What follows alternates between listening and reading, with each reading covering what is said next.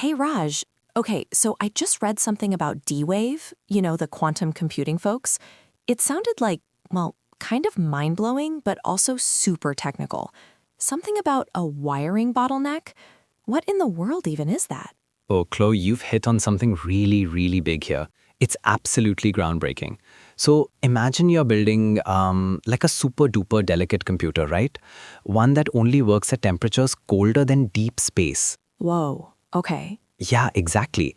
Now each tiny little piece, each qubit, it needs its own set of wires, like coax cables, to talk to the electronics outside of that super cold fridge. And when I say outside, I mean room temperature. So from warm to ridiculously cold. That's gotta be complicated. Complicated is an understatement. Think about it. Hundreds, thousands, even millions of these qubits. You'd end up with this massive tangle of cables. It's like, filling the entire refrigerator with just wires before you even get to the actual qubits. And all those wires, they bring in heat, they take up space, they create noise. It's basically a non-starter for scaling up these incredible machines. That's the bottleneck. It's a real physical limit. Okay, so a wiring nightmare that heats everything up and takes up too much space. Yikes. So what's D-Wave's, magic solution here? How did they unbottle that neck? Well, this is the really clever bit, Chloe. Instead of keeping most of the control stuff outside the super cold environment, they're moving it inside, right onto the chip, actually. Imagine having mini brains, basically, that can talk to your qubits directly at those ultra-cold temperatures. Oh, so the controls are with the qubits. That seems intuitive now that you say it. Absolutely. They've integrated these things called multiplexed digital to analog converters. Try saying that 5 times fast. Into a specialized multi-chip package.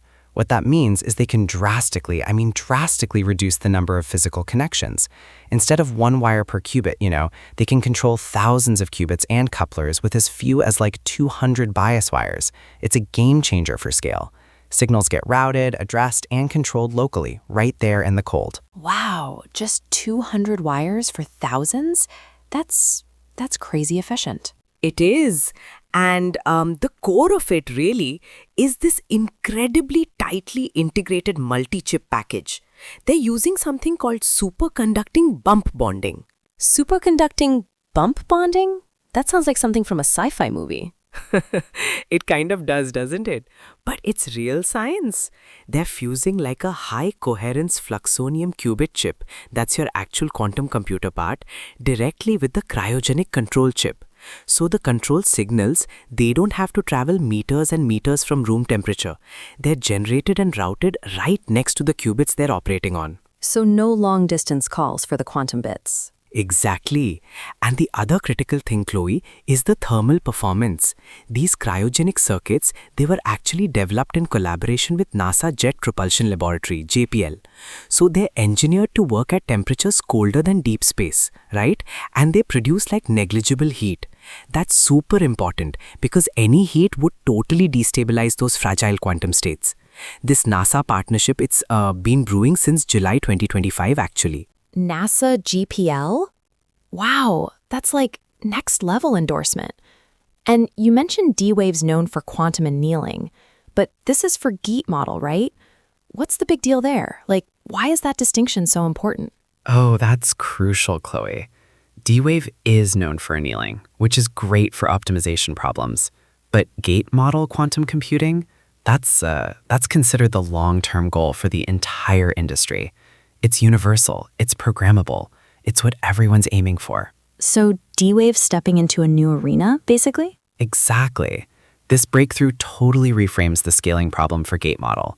They're moving from that near 1-to-1 wire to qubit ratio to, 1 wire per hundreds of qubits. That means way less heat, a much smaller, repeatable footprint for the fridge. This isn't just a lab curiosity anymore. This could be a prerequisite for deploying these gate model quantum computers outside specialized labs. D-Wave, they're positioning themselves as a real competitor now, leveraging 2 decades of experience and a huge patent portfolio across both technologies. It's really, really smart.